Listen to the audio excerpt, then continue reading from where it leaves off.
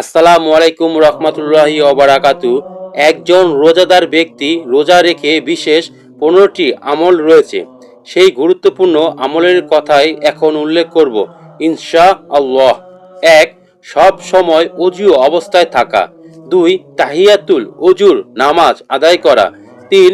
ফজরের নামাজ পড়ে ইশরাক নামাজের জন্য অপেক্ষা করা। 4. নিজে কোরআন তেলাওয়াত করা, অন্যকে তেলাওয়াত করে শোনানো। 5.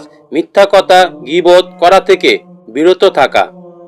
6. কাউকে অভিশাপ বা গালমন্দ না করা। 7. অতিরিক্ত না ঘুমানো। 8. সব সময় ইস্তেগফার পড়া, আস্তাগফিরুল্লাহ আস্তাগফিরুল্লাহ। 9. দরুদে ইব্রাহিম পড়া। 10. জোহরের নামাজ আদায় করে কিছুক্ষণ ঘুমিয়ে নেওয়া। 11. ইফতারের সময় পরিবারকে সাহায্য করা।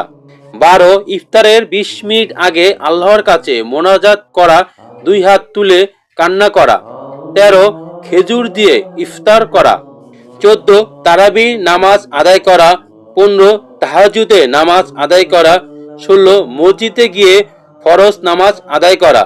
17. প্রতি ওয়াক্ত নামাজের সময় মেসওয়াক ব্যবহার করা। কেউ গালি বা গালমন্দ করলে বলবে আমি রোজাদার।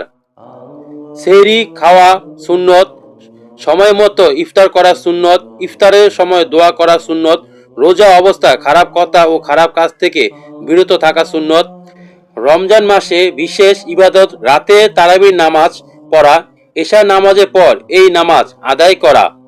তারাবির সঙ্গে অন্যান্য নফল সুন্নত নামাজ ও ইবাদতগুলো নিয়মিত আদায় করা উচিত। রাসূল পাক সাল্লাল্লাহু আলাইহি সাল্লাম বলেন, যে ব্যক্তি সওয়াবের আশায় রাতে তারাবি নামাজ আদায় করে তার জীবনের সমস্ত গুনাহ মাফ হয়ে যায়। রমজান মাসে সূর্য অস্তের পরপরই ইফতার করা সুন্নত, তাড়াহুড়া করে ইফতার করাও গুরুত্ব দিয়েছেন। একজন রোজাদার ব্যক্তি বেশি বেশি দোয়া করা মুস্তাহাব। হাদিসে এসেছে 3 ব্যক্তির দোয়া কখনোই ফিরিয়ে দেওয়া হয় না। 1. ন্যায় শাসকের দোয়া, রোজাদার ব্যক্তির দোয়া এবং মজলুম ব্যক্তির দোয়া। দান সদকার পরিমাণ বাড়িয়ে দেওয়া, রমজান মাস এলে বেশি করে দান সদকা করাও সুন্নত। কোনো এক রোজাদার ব্যক্তিকে ইফতার করালে অনেক সওয়াব পাওয়া যায়, এতে করে ওই রোজাদার ব্যক্তির সওয়াব কম হয় না। সর্বদা তওবা করা ওয়াজিব। এই মাসে পবিত্র রমজান মাসে বেশি করে তওবা করা উচিত।